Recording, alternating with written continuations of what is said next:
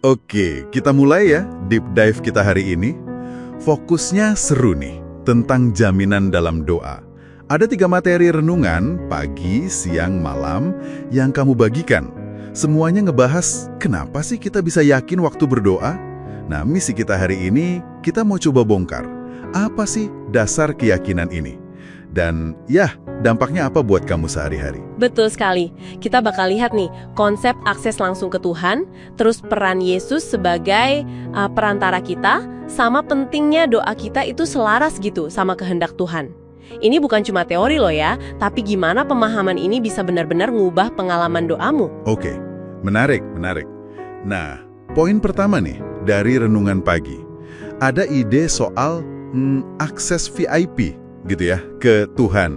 Pakai ayat Ibrani 4:16. Katanya karena Kristus, kita bisa loh datang ke tahta kasih karunia.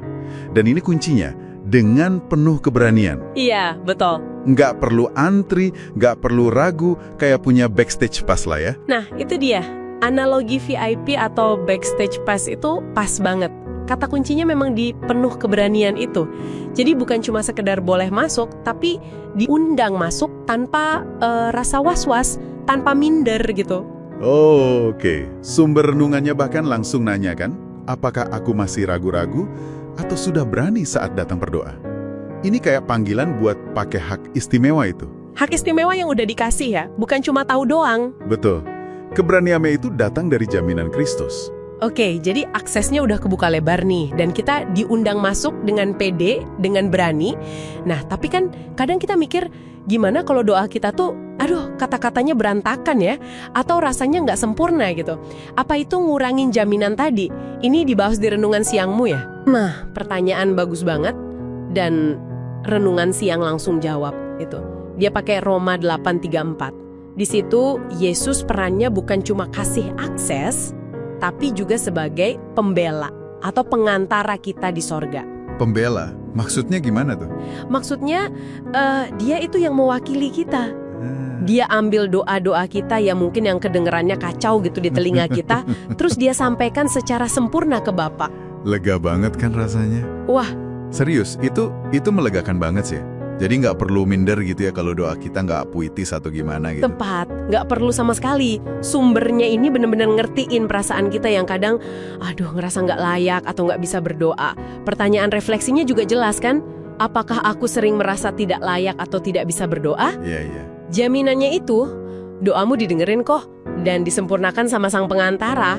Fokusnya bukan di omongan kita yang sempurna, tapi di Dia yang menyampaikannya. Oke. Jadi udah punya akses yang berani, terus ada yang nyempurnain doa kita. Udah kuat banget ya jaminannya rasanya. Tapi renungan malam nambahin satu lapis lagi ya. Yang ini kaitannya sama isi doanya. Bener gitu? Bener banget.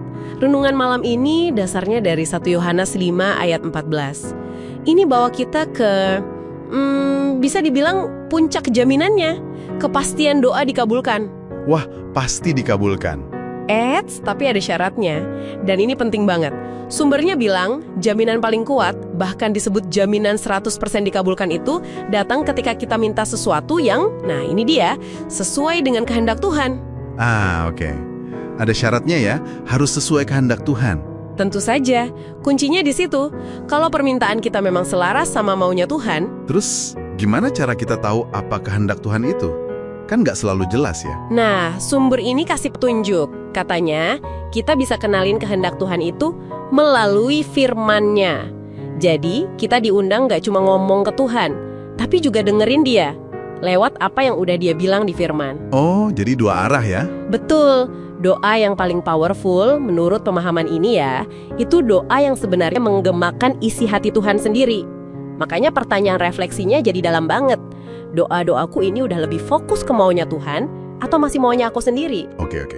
Jadi kalau kita rangkum nih, deep dive kita yang lumayan singkat ini, jaminan doa itu kayak bangunan ya, ada 3 pilar kuat.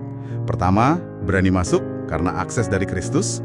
Kedua, yakin didengar karena Yesus yang jadi pengantara yang nyempurnain. Ketiga, ada kepastian jawaban kalau kita mintanya sesuai kehendak Tuhan. Persis. Dan ini bukan 3 hal yang kepisah ya, tapi nyambung semua. Jadi satu kesatuan jaminan yang berlapis-lapis gitu. Ini ngasih dasar yang kuat banget buat kita berdoa dengan yakin, bukan ragu-ragu. Iya benar. Nah, mungkin sebagai pemikiran akhir nih buat kamu yang dengerin, coba renungkan deh. Gimana pemahaman soal jaminan berlapis ini, akses, pembelaan, sama keselarasan kehendak ini bisa mengubah. Bukan cuma apa yang kamu doain, tapi lebih ke bagaimana kamu mendekati percakapanmu sama Tuhan setiap hari. Apa ya yang bakal beda di doamu besok pagi setelah ngerti ini semua?